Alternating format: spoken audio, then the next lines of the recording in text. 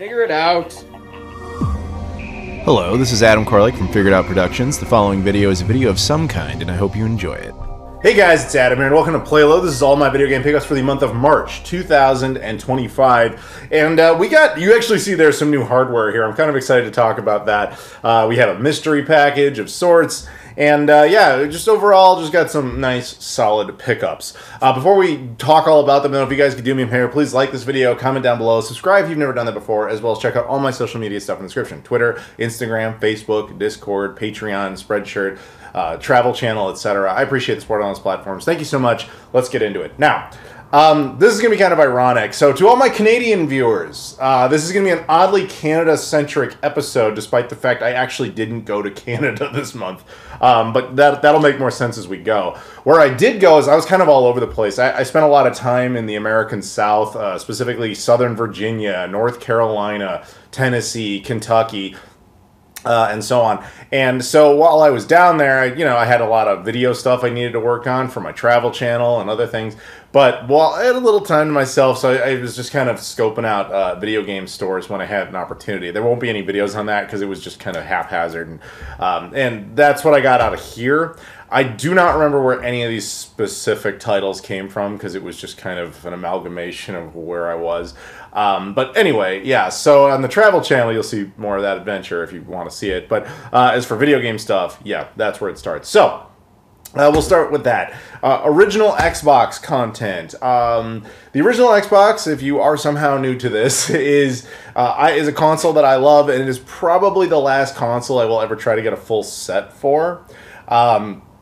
I've got all the exclusive European stuff, Asian stuff, and I say Asian because there's 48 Japanese, 1 Taiwanese, 1 South Korean, but I have all those. There's 4 Australian titles. All of them are, AFL, but I got them.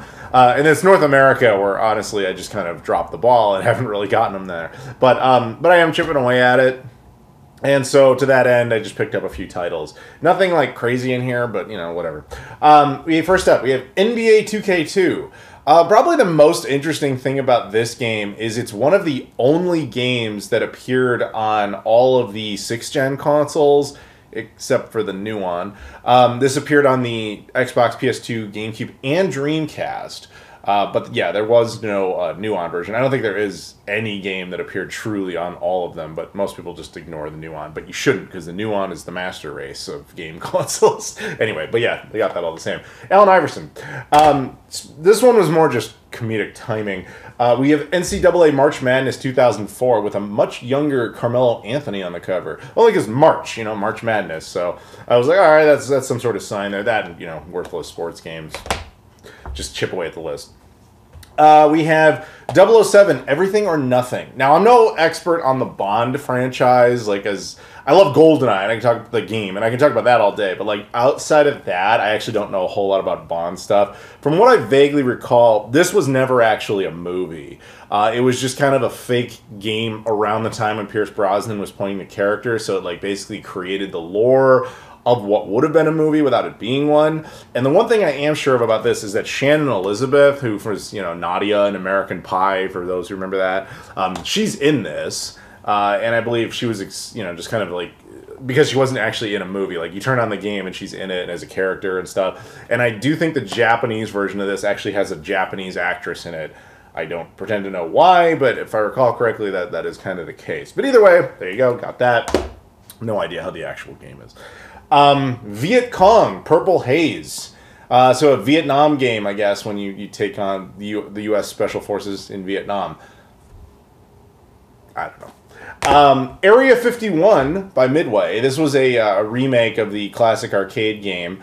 I kind of remember playing this back in 2004 or something like that. But I don't remember it particularly. No, it's 2005. It would have had to been because that's when it says it was released. But I do vaguely remember playing it a little bit. So yeah, 20 years ago. So I don't have much beyond that. And then Wrath Unleashed.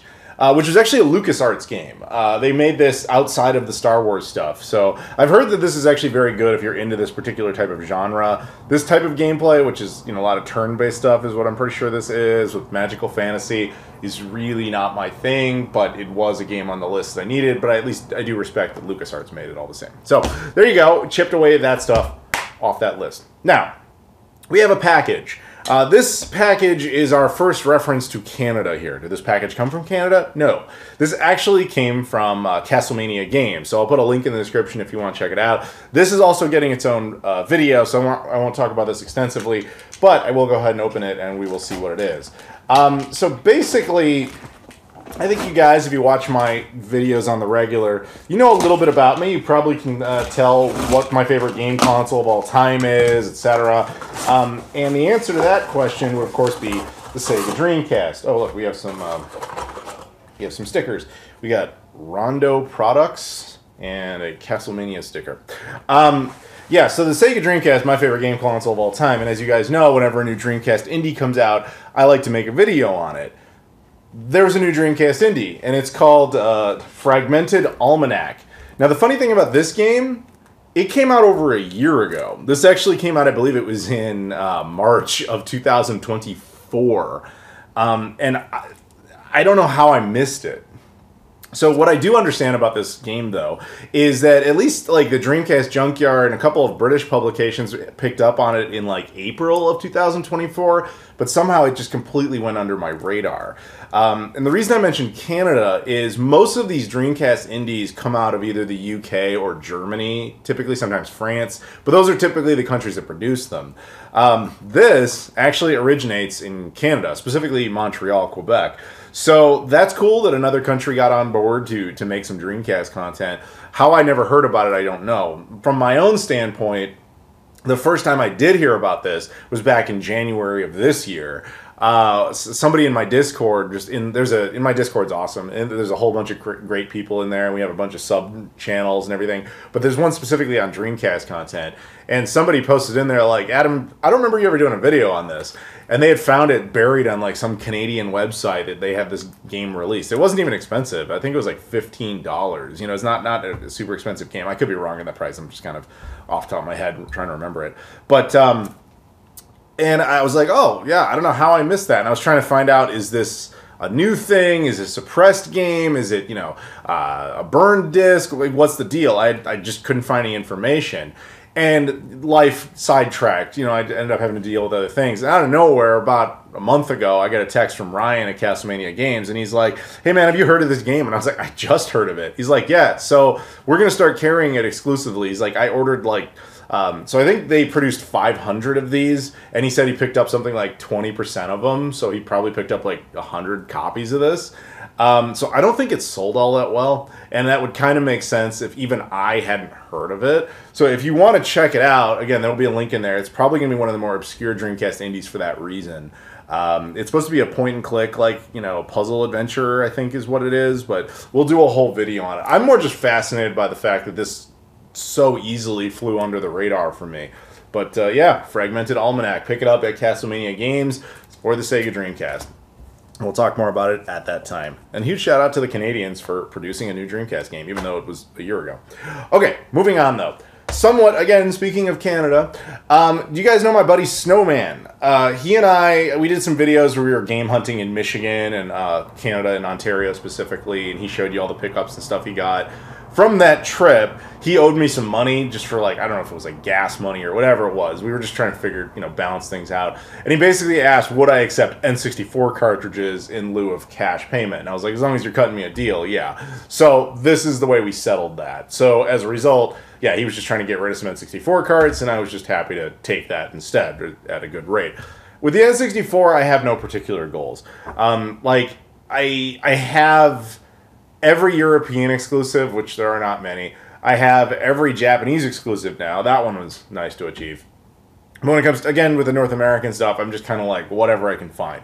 But unlike the Xbox, where I'm like, I want the full set. The N64, I'm just like, whatever. So to that end, that was kind of my mentality. I have no designs on a full set, although it might actually be possible at some point, just because the library isn't really that big, but whatever. And I already have some of the more heavy hitters like Beast Wars and Conker's Bad Fur Day, etc. But all the same, but I don't have Sculptor's Cut, and that's probably what will always prevent that from ever working. Anyway, we've got Elmo's Letter Adventure. So he came over to my place with this big tub of N64 games, and he's just like, yeah, pick out some that are kind of like, you know, vaguely worth the value, whatever. And I ended up picking this just because you so rarely see the early childhood rating on a game. Usually it's the youngest you'll ever see is E for everyone, but this is a rarity to go below that. That's the only reason I was interested in that, other than the fact that I just didn't have it. Bomberman Hero, Bomberman, Battle Tanks Global Assault. I still like the idea that after the 3DO failed, that 3DO as a concept became a developer that didn't last very long because it mostly did Army Men games, but all the same, this was one that wasn't an Army Men game, even though it was a military game. Rush 2 Extreme Racing USA, Body Harvest. Speaking of Army Men Air Combat by 3DO. They like to make theirs stand out with these green carts. And then a couple of Disney movie tie-in games. We got A Bug's Life. And then we have one that's actually a really good game, although the N64 version would be kind of pointless. But this is Toy Story 2. The Dreamcast version of this is phenomenal. There's actually, if I understand correctly, a fan-made PC remake of this game that's only like a recent project, because it's such a good, like, open-world, cool game, and it's so bizarre that it's just tied into a movie. But it was kind of limited to the consoles it was on. So at least of the original version, the Dreamcast version is far superior. But all the same, it's like good enough that I was like, yeah, I want to make sure I've got that one. So yeah, very cool. But yeah, that's it for those N64 cards. And now he and I are settled on that. However, we had a little bit more business to go. You notice this thing. What is this DVD player looking thing? This also comes from Snowman. And to tie this back with Canada is even funnier. So what this is, it's going to get its own video. This is a video game console called the Game Wave.